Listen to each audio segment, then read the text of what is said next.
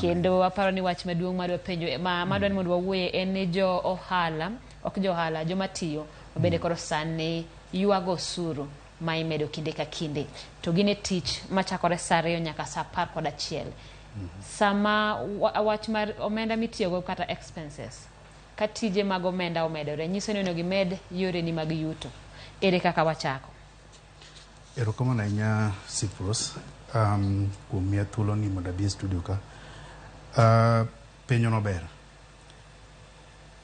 Issues mag gik mosemedi kata na tax mosemedi biro hinyowa, kendo koro nyaka wapar, and especially oken kata na joma tiyo kende, gin ji duto te makoro ntiere Kenya ka, obede ni en student, obede ni en ng'ama tiyo, obede ni en ja ohala. Koro nyaka wamany other ways, yore mamoko manyalo keto revenue. Tiende ni mana kaka ni wacho ni expenses wasedhi malo, to yuto wate ena machacha. Koro nyaka wapar ni to ere yore mamoko ma wanyalo medo go ang'o, ma wanyalo medo yutowa. To yore gi ng'eny, ineno.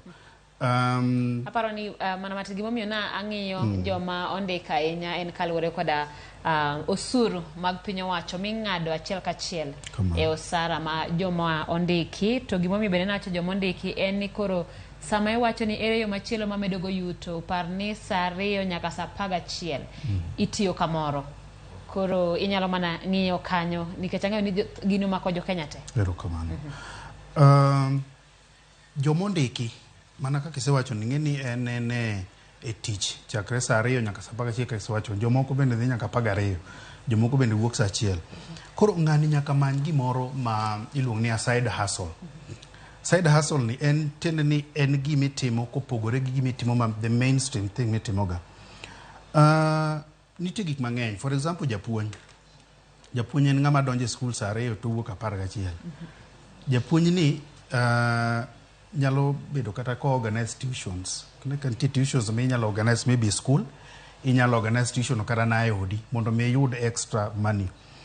Ji kaka doctors ineno nyalo medo kata na apart from the main hustle mitiyeno, inyalo timo gimiluongo ni consultancy. Koro ibedo gi contract gi kembe mamoko mondo mi imede yudo kaka inyalo tiyo.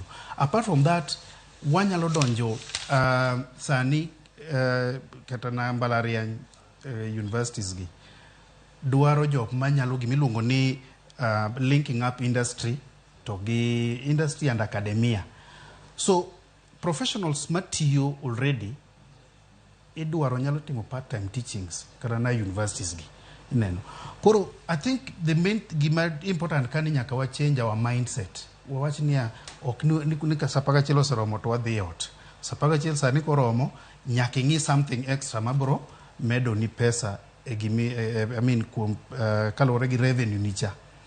But most importantly en ni apart from kata na ohala gi, nyaka wang'i kaka wanyalo ng'ado expenses wabi. Intiere expenses mang'eny ma kapok kanyo do ni mondo aneno ki iwacho ng'eny services ma ng'ato nyalo chiwo. Bende nitiere mwandu ma ng'ato matiyo kind saa 2, awacho mana saa 2 nyaka 11 nikech mane mondiki e otas. Ang'eyo ni ng'eny ji dhi makalo kanyo. Bende nitiere mwandu minyalo uso kari mar tich ma bende parni ok ochocho chenro ni mar tich ma kambi be ok obedo kodi mager to imbe imedo yuto mari. Erokamano ahinya. Nitiere gik mang'eny minyalo timo, especially kalore kata na mwandu.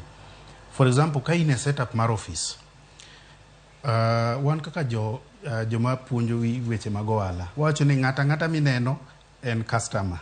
It means ni kata na colleagues gi mitiyo gogo ineno inyalo kata na so long as ni okel gimiluongo ni conflict of interest e tijini, inyalo uso ne ji saa, inyalo biro gi lewni mag joma mine, lewni mag joma chuo, lewni mag nyithindo ineno. Mago achiel kuom goods minyalo uso.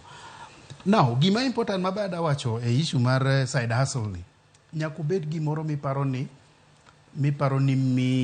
yani gima in go gi passion, inyalo time mayot mok interfere gi your mainstream work mitimo. Iwinjo.